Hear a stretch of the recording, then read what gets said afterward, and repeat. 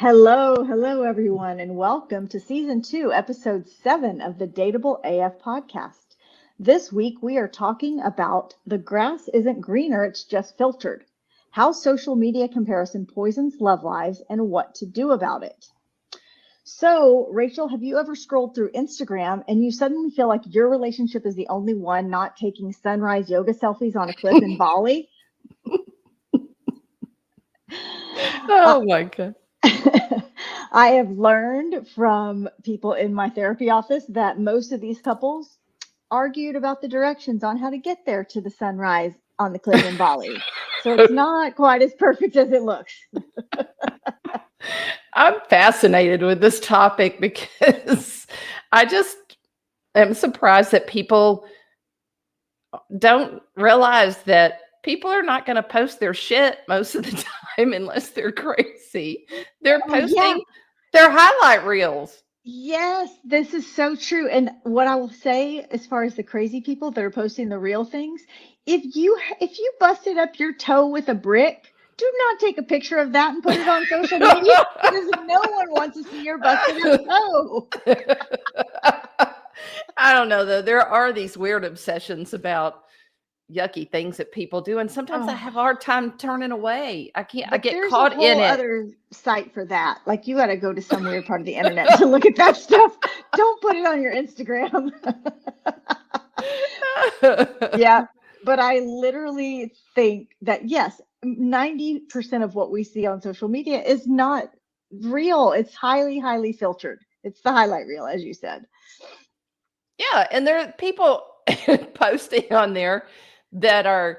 We certainly know people that take a million vacations a year, and they're retired, and they spend a lot of their lucky lives in some of those situations. But otherwise, you have the person who's taking their one vacation for the year, and they're posting it.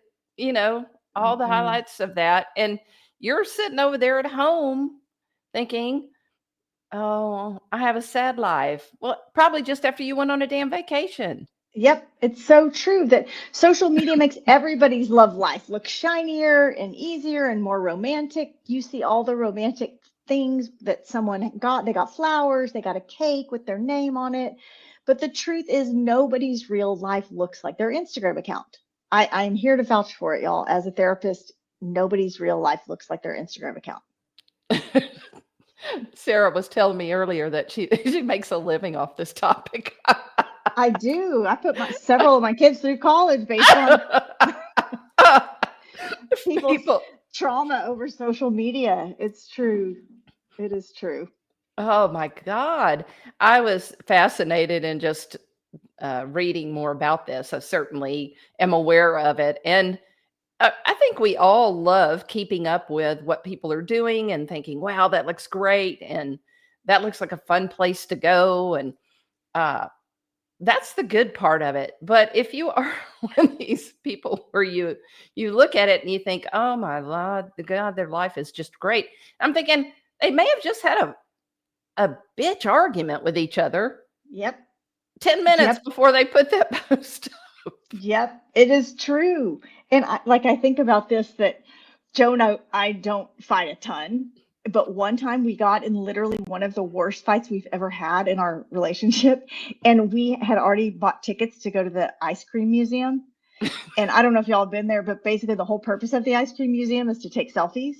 And so we have a million pictures of us like in the ice cream museum looking so cute. And every time I see those pictures, I'm like, oh, I really wanted to like smother her with a pillow during that visit.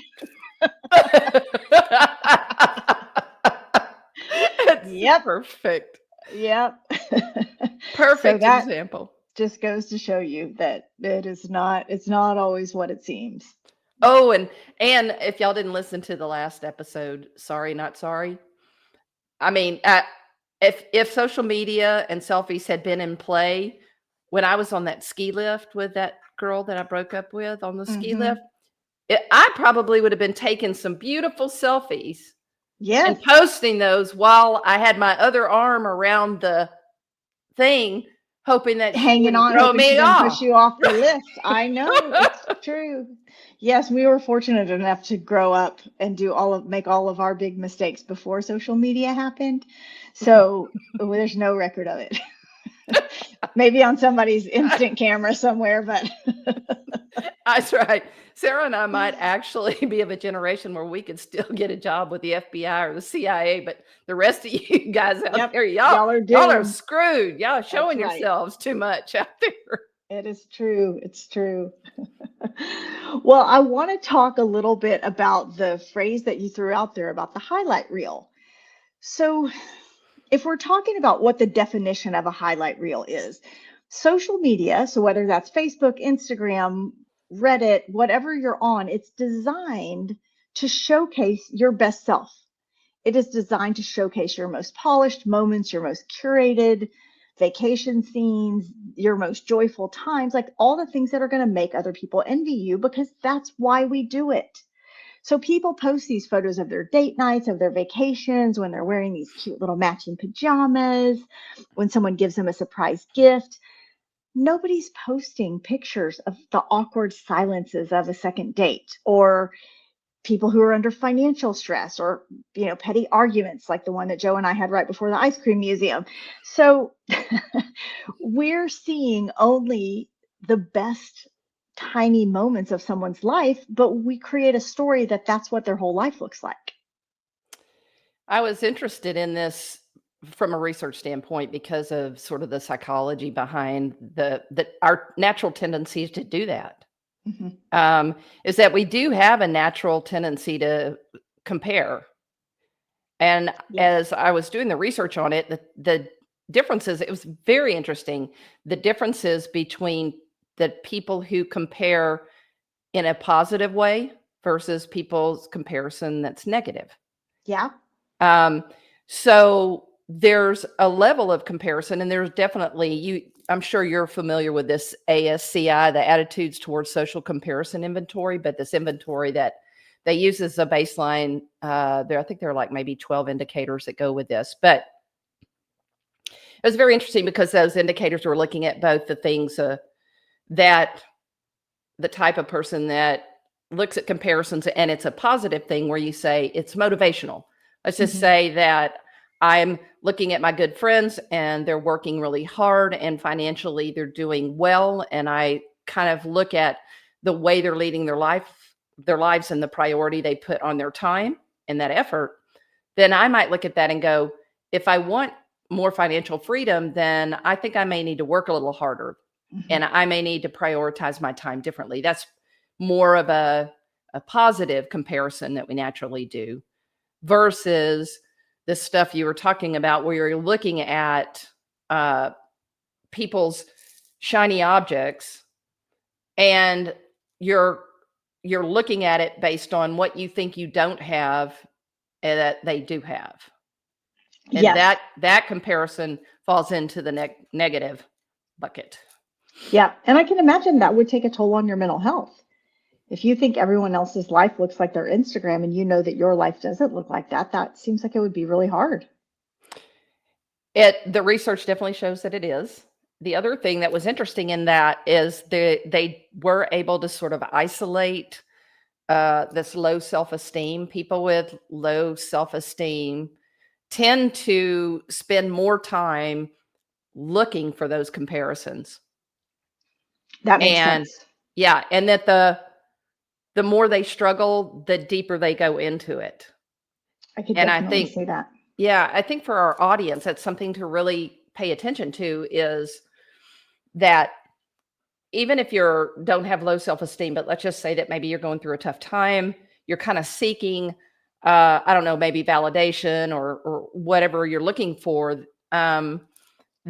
With the age of computers and social media, and we are all on Facebook or Instagram or whatever threads, that if you find yourself on there when you are in a down space and you're trying to get something from it to fill that space, I'm thinking that might not be a very good place to be. I'll refer to Dr. Kyle about that, but I think that's probably a vortex you don't want to go down. Absolutely. And those of you who know me or who have even listened to our podcast enough know that I think we should spend minimal time on screens and on social media because it doesn't actually make our lives better. It throws us into the spiral of comparison, and you never get off of a 2-hour TikTok binge and say, man, I'm so glad I did that. Or I wish I'd spent 1 more hour doing that. Compared to you go work out or you go on a walk outside, you're never sad you did that. You're never like, oh, why did I go on that walk? Yeah. So Yeah. just, I think that spending less time on social media would be good for all of our mental health. I want to give a shout out, and I'll put a link to this in our show notes, but there's a creator that I do not know personally. I have just run across her on Instagram, and her name is Danae Mercer. It's spelled Danae Mercer, Mercer. And she is this woman who, I think she actually started out just as an influencer, maybe I don't know, some kind of influencer. But what she's doing now is she's showing herself like in a bikini on the beach, angling herself and posing and fixing her bathing suit a certain way so that she looks a very particular way. And then she turns to a different angle and she jumps up and down and she shows you that her legs have cellulite and her, you know, she doesn't have a perfect body.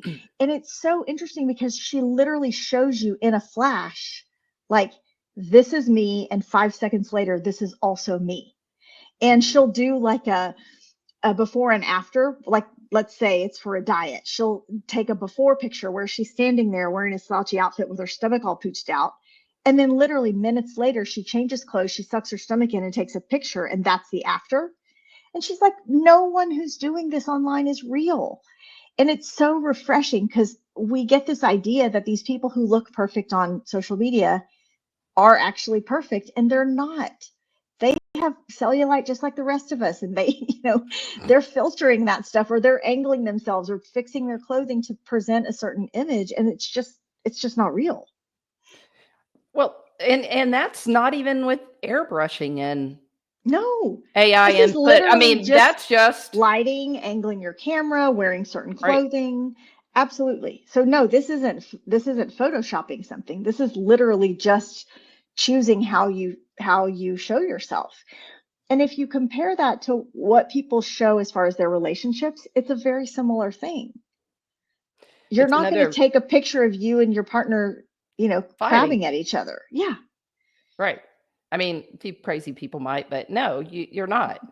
And that again is why we're in this great challenge with people trying to update and all of this stuff that can come into play there, the filters, just because it's on an app, all these things, and why it's really important to get in real life as soon as possible. And one thing I found when I was doing the research that I really liked, and just kind of thinking about it as a baseline way to think about where you are emotionally when you start making those comparisons, is that people typically, they put them into 3 categories of comparison.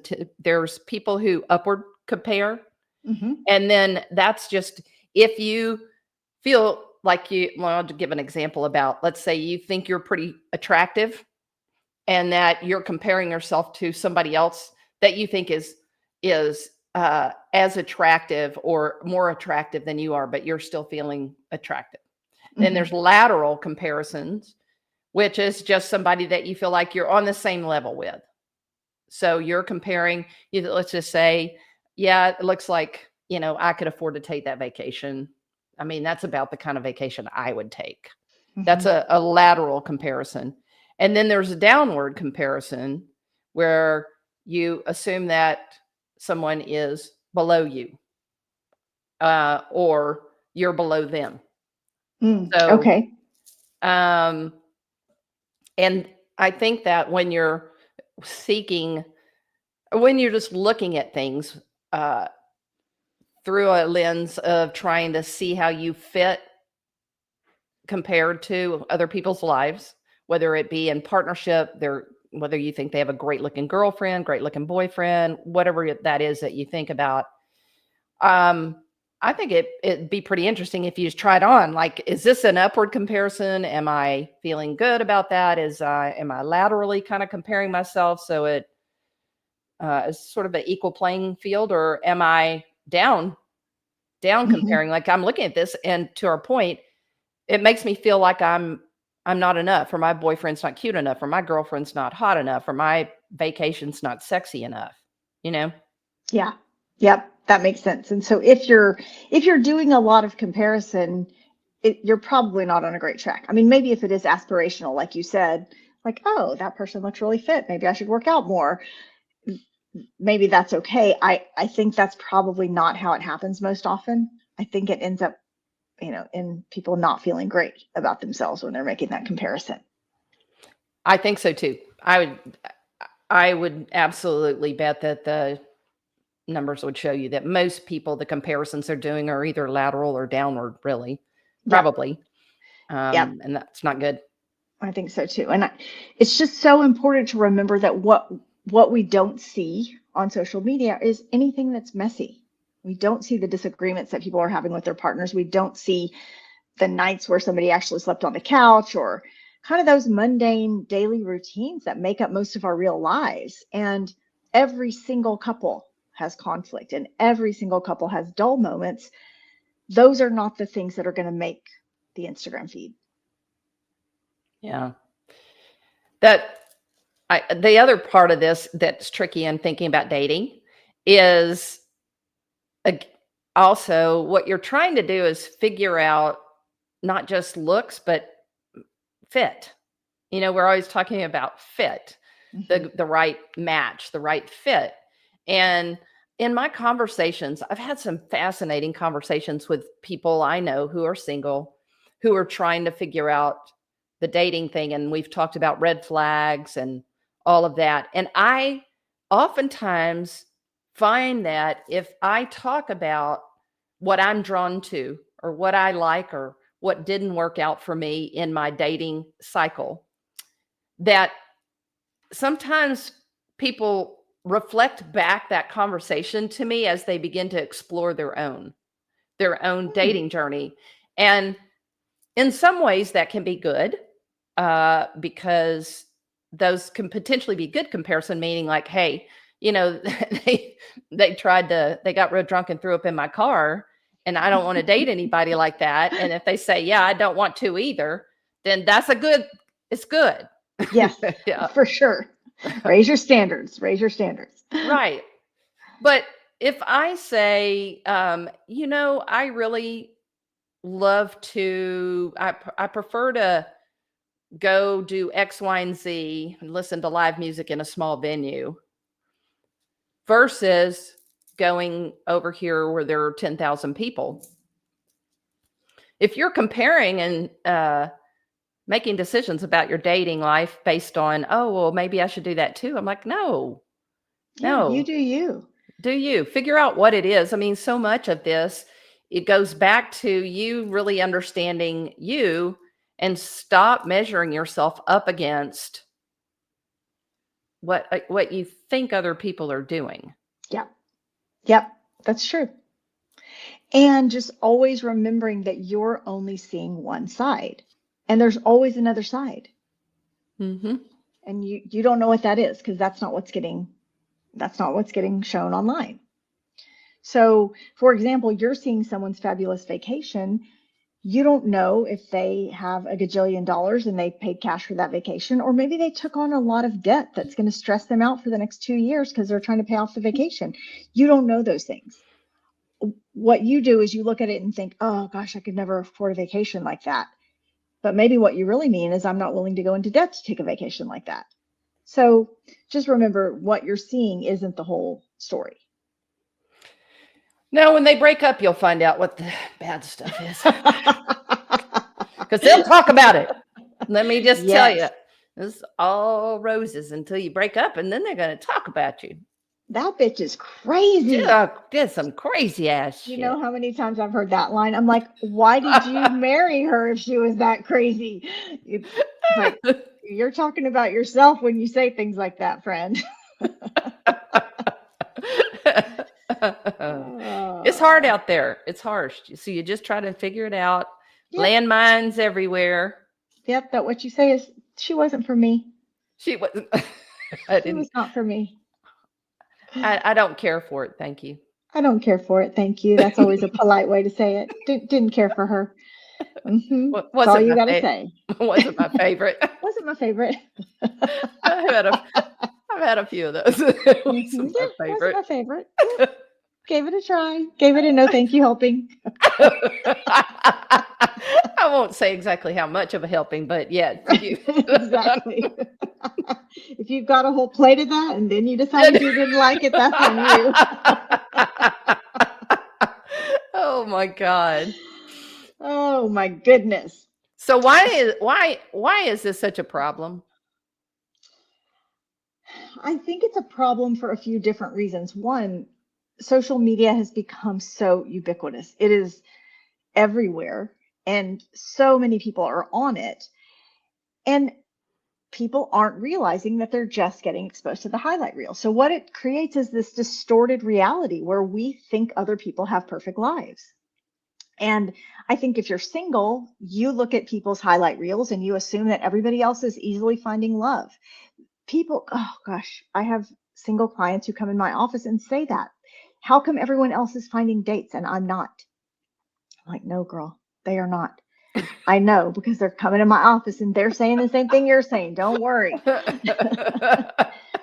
And if you're in a couple, I think that you start to believe that your relationship is somehow inadequate because it doesn't look like the ones that you see online. Maybe your partner's not bringing you a big old diamond ring or not surprising you with a giant, bouquet of roses on Valentine's Day or, whatever it is. But all of these things just lead to insecurity and resentment and even pressure to make your relationship look like the others that you see on Instagram rather than really trying to nurture your relationship and have a better connection with your partner.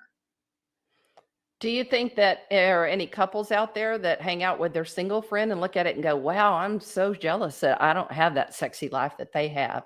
Yes, 100%. People think, wow, if I was just single, I'd be having a great time right now. Or if I was just married, I'd be having a great time right now. And the truth is, y'all, that is not what makes you happy.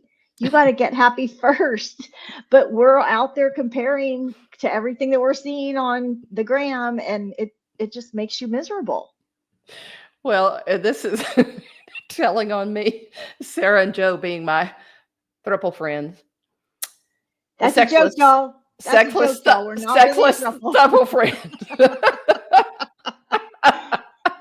That every time they engage with me around this, they look at me and they both go, God, I don't want to be single. I'm gonna, Joe, please don't ever leave me. Joe's like, if Sarah leaves me, I'm killing myself. Don't throw me out there to the wolves, y'all. You're just not making it look sexy enough on your Instagram reel.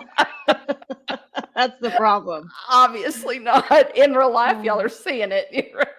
We're seeing all the messy parts. You're running from it like the plague. You're not pretty out there. Oh, Lord, have mercy. This is true. On that note, we were out, not just with our throuple, but we were out on Saturday night at this event. And I had a plate that I had eaten some food and I was about to throw my plate away. And I walked past Rachel at this event. And let me back up. After I finished my food, someone else at the event dropped a grape on the floor. And she was debating what to do with it. And I said, oh, just put it on my plate. I'm about to throw my plate away. So she puts this one sad little grape on my plate. And I'm walking to the trash can. And I say to Rachel, do you know where the trash is? And she snatches that grape off my plate and puts it in her mouth, y'all. And as she's doing it, I'm horrified. And I start saying, no. I snatched that grape out of my mouth like it was a poison tonic or something. I feel that the grape made it all the way into her mouth before she heard me say no and took it out. But I feel that there are a few different lessons in this. Number one, do not snatch food off someone's plate unless you have inquired about it first. Well, and the other thing that happened there, I will tell you, is that Sarah She had on a dress. She melted like the Wicked Witch of the West on the floor. I was trying not to pee my Laughing so hard pants. so she wouldn't pee in her pants. I looked over and she was like that scene in Bridesmaids where she's shitting in the street and the bridesmaid dress. Sarah was on the ground like that. Oh, It was funny, y'all. Anyway, sorry that I digressed for a moment, but anyway, what were we talking about? Oh my God. Oh, How okay. about, go ahead. Go ahead. No, you Well, go. I'm thinking about an analogy to drive home. So, like, do we have a good analogy for like watching the trailer of a movie, exciting, fun, dramatic, but if you sat through the full film, you didn't see the boring or messy filter scenes? That's a Yeah. great analogy. Just realizing that there's a reason they edit and cut Yeah. things out. Yeah, that they want to show you the best parts of that movie so that you want to go see it. It's the same thing on social media. That if you just think of social media as like the trailer for someone's life, it's like the part where they're trying to suck you in, but you're not seeing the slow parts. So remember that real life is the full movie, y'all, not just the trailer. Right. The good, the bad, and the ugly. Yeah. And as Rachel said, the research shows that when you're able to recognize the difference between those highlight reels and then the behind the scenes realities, you are really protecting your own confidence and you're protecting your own relationship. So instead of asking yourself, like, how come my life doesn't look like that? You just reframe it and remind yourself that everybody has those behind the scenes moments that they're not posting on Instagram. And so your life is not that different from other people's. It's just good rule of thumb too. Don't look for your benchmark, your measure. Just really shouldn't come from social media, people. Oh, God, no. Not. It's why dating apps don't work well, because people are looking at a bunch of information that sometimes just isn't true. Yeah. People are posting pictures of themselves when they were 25 years younger, which I really, again, just don't understand that, because eventually if you're going to meet them, they're going to see that you're, 95 and not Yes. 45. I I mean, all say of that that. all the time. If people are posting pictures of themselves 20 years ago and 20 pounds ago, and you're like, no, friend, what are they going to think when they see the real you? This is not a good idea. You should show the worst picture of yourself, and then they're pleasantly surprised when they meet you in person. Not really, but I mean, I mean, you should personally, put your best foot forward, but I'm not very photogenic, so I'm a lot cuter in person than I am on my social media posts. absolutely. I never Because get my good side. which one is your good side? I don't know. Okay, Maybe not that well. one because of my chin, maybe. So if y'all see Rachel on the cover of our podcast, she's way cuter than that. Don't worry. Thank you, Sarah, for that. I think you look real cute on our podcast cover. Thank you. I appreciate that. Well, So, what's the jealousy trap?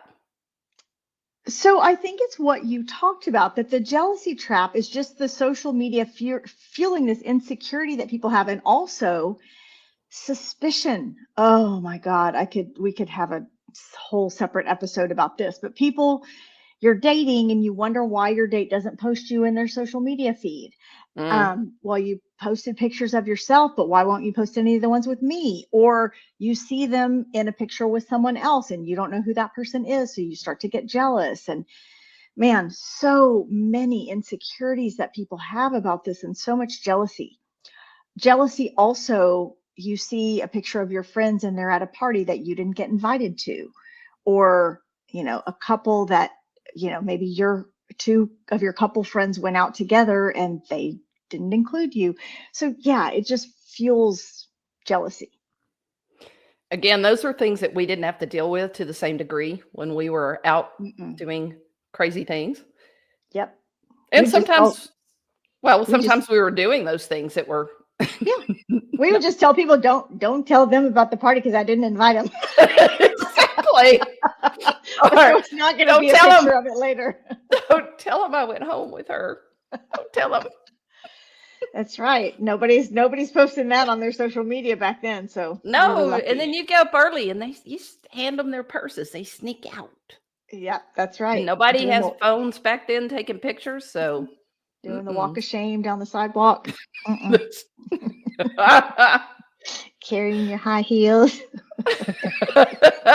yeah, I do have a few of those memories. Yes, I do. Oh gosh. But I think that there are so many red flags that you can see if you're someone who's dating, especially someone who is constantly checking their ex's dating profiles. Oh my God. This is one of my pet peeves, as you guys have known. If you are constantly checking anyone's profile, please go talk to your therapist about this. This is not healthy. I can't tell you, and I know I've talked about it on the pod before, but people will come in and say, I'm dating someone, they just got 3 new followers and I don't know who they are. What Oh, are you oh, kidding me? Why do you even know how many followers you have, let alone how many followers someone has that you're dating? That's ridiculous.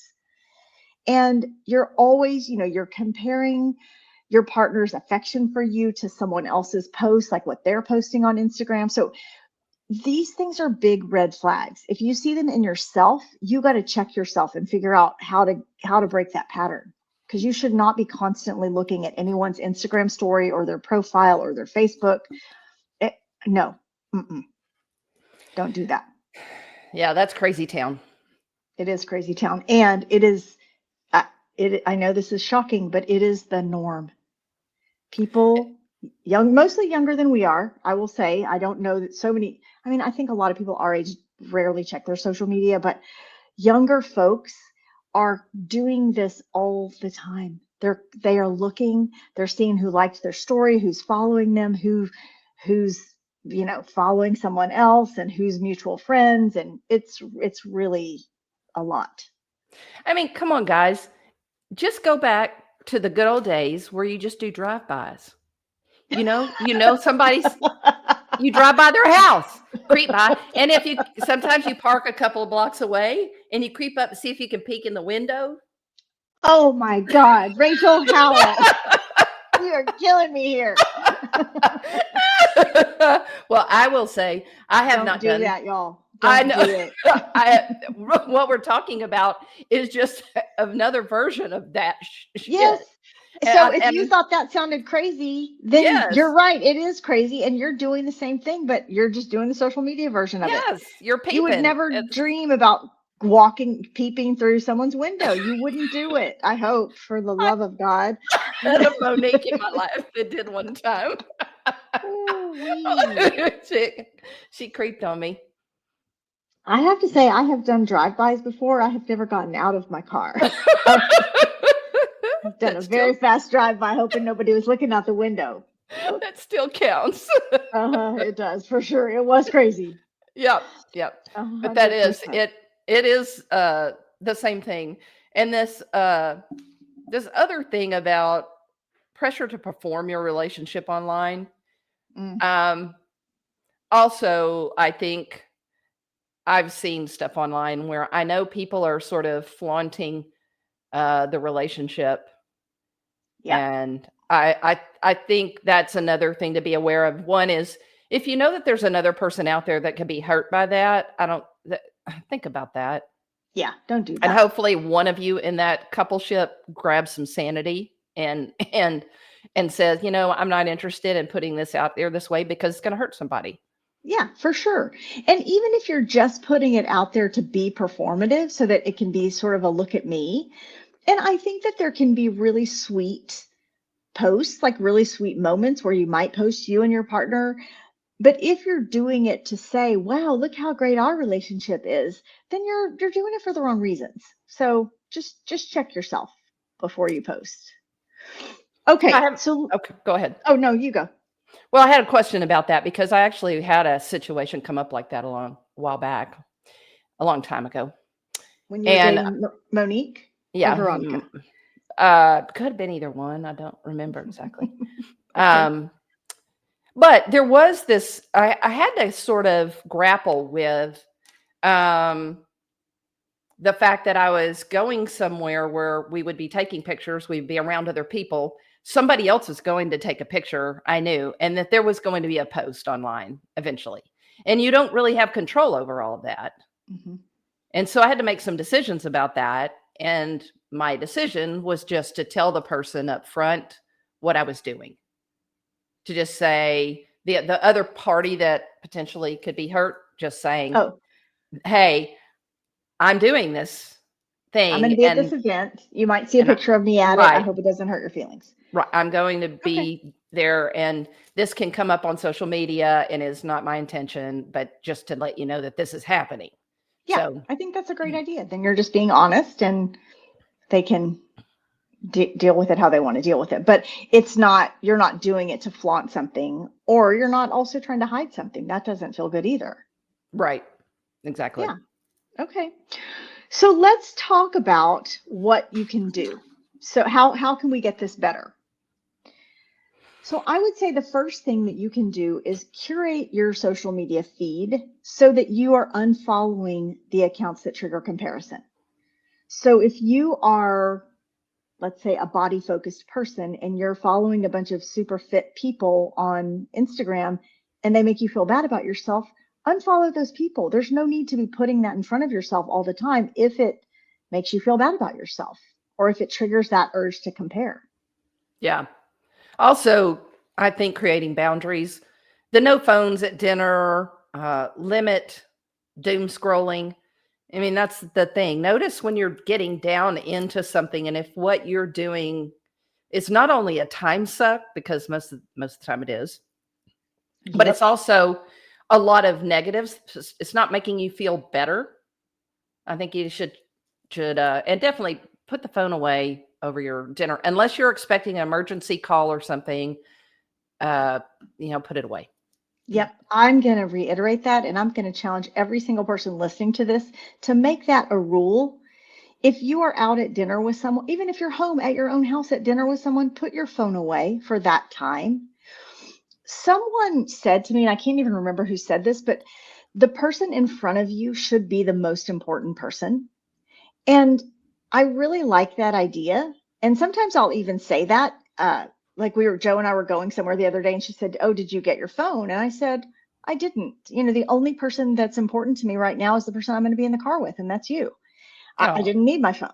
And so it feels good to be on the receiving end of that too, to know that someone's not glancing side eye at their phone to see if anybody's texting them. They're really present with you and listening. So every single person listening to this, put your phone away at least during meals, at least during dinner. Don't have it on the table. Don't be checking it. Don't look at your smartwatch. Just be present with the person you're with. yep. I've recently started also just from the social media standpoint and using my phone as a distraction. And I've just generally been, if I go somewhere where I'm having to wait, even if I'm just by myself, let's say to a doctor's office or you're going somewhere, uh, we always just pick that up and look at it immediately. And I've been trying to not do that as much, maybe even take my Kindle with me and read a little bit if I know I'm going to have to wait. Or what I read might be on my phone, but it's hopefully something like The Atlantic or reading something that is positive for me. Yeah. And then sometimes just sitting there noticing what the heck's going on around you. Yeah. I mean, that's what a concept. There's a term for that makes me laugh every time I see it. It's called raw dogging. So they're talking about people who are Yeah. raw dogging on flights, like going for a whole flight without their phone. And I saw a meme about that when we were in school, we were just raw dogging it through the whole day. Yeah. Yes. Didn't have a cell phone one in the building. Oh yeah. So yeah, give yourself a minute to raw dog it and see what's around you. I think that used to mean something else, but I we'll think it go with might it. have, but anyway, I like the term, and it makes me laugh every time. The other thing is, when you are on social media, try to reframe things for yourself. So try to get in the place where you're celebrating others' happiness instead of comparing and making it about you. Where you're genuinely happy for someone because they got a new car or because they got a new partner or because their partner gave them a cake, instead of feeling sad that you don't have those things. Like, just let yourself be genuinely happy for other people. Yeah, I had a great experience the other day with a caller, Monique, but she was at a music festival that I have on my bucket list. And I saw the picture she posted, and oh, I just loved it. And immediately it made me text her because I was like, tell me what it was like. I want to get the full experience. And because and I was so excited to just hear about it. Yeah. Instead of being jealous or feeling like a loser because you weren't at the music festival. Yeah. So I think that's a perfect way to look at it. And if you focus inward on being grateful, like really let yourself check in to see what you have going well in your life and be grateful for that. Invest in your own relationships instead of comparing those with other people. Yep. Now, social media is a thing. So thinking about healthy ways to use it. I Yep. mean, using it for inspiration, not measurement. Yeah. Like you said, don't use it as a tool for comparison. Use it to be aspirational. Inspire yourself to do things that you really want to do. And the other thing I would say is just sharing those authentic moments, not the curated ones where you look perfect, but some of my favorite people that I follow online are people who don't look perfect. When people look perfect on their social media, they're not that interesting, to be honest. And so try sharing things that are more authentic instead of filtered and curated. Like that one I shared on social media when I was in Pagosa Springs in the hammock reading my Yeah. book.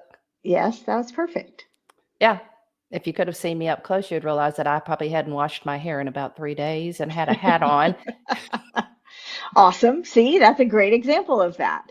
And I think that when you are posting, post pictures that highlight your connection with your partner or your connection with your community, not something that's performative. Don't just do something where you're trying to get likes. Do something that's actually highlighting something that's important to you. Yep. I like it. Well, so what about our takeaways for our audience? Yep, let's wrap this up. So the main thing that we really want you guys to get here is that the grass is not greener on the other side. It is just filtered. So try not to believe that everyone's life is better than yours because of what you're seeing on Instagram. Right. And that what you're seeing is one tiny little speck of their life. You're not Yeah. seeing it's a small part of the big picture. Yep. And we've talked about this before, but true connection with other humans happens offline. It does not happen in a feed. And your brain is constantly looking for those 3D real-time interactions. And it's never going to be fully satisfied from what you see on social media. It's a void that you can literally never fill by looking at more social media. So go outside, connect with other humans, have a conversation with someone. Do those things that actually bring you real satisfaction, not this kind of saccharine satisfaction that you think you might get from, looking at one more hour of social media. Yep. And no matter what AI is telling you, there is not going to be a replacement for us and our humanness Nope. and how we respond to one another and the ability to actually come in contact physically with another human being.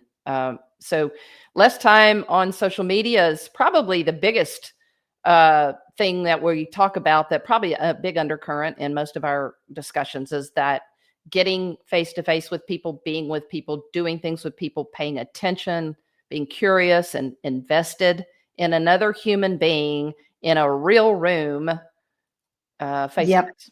Absolutely. Yep. And overall, this is just my tip for everyone at all times, is just limit your consumption of social media. Give yourself a certain amount of time that you're willing to waste every day. And I would say 30 minutes tops. Like, cut yourself off. You don't need more time than that. Yep. So let's talk about points for discussion. If you are part of a couple, and or not, if you are single and you want to talk more about this topic, here are a few things that we want to encourage you to do. Number one, audit your social media feed as you're looking at it. Pay attention to it and notice how it's impacting your love life. Is it making you feel great about your relationship? Is it making you feel crappy? Is it making you feel good about being single or being partnered? You want to look for ways that it's making you feel better, not worse. So just notice whether your feed's a positive or negative in your life. And the other thing is talk about how you can curate authenticity in your relationship or relationships if you have friendships that you're doing this for. And once you've really focused on the authenticity piece, then you can decide what to share on your social media. Those are great tips. Well, so do we have a topic for next week, or are we still pondering that? We are still pondering that, so you'll be pleasantly surprised, I'm sure, when you Ooh. tune in next week. But in the meantime, we do want to hear your thoughts about how social media is impacting you, how it's impacting your relationships. So DM us on Instagram. We are at Dateable AF. Our email is info@dateableaf.com. So please stay in touch with us. We really, really love hearing from you guys. That is one of the highlights of our week. So keep those comments and emails coming. As always, we want to thank you for listening to the Dateable AF podcast, where we help you find your happy ending. And remember, be bold, be kind, and for the love of queer dating, don't text your ex. Stay dateable. AF.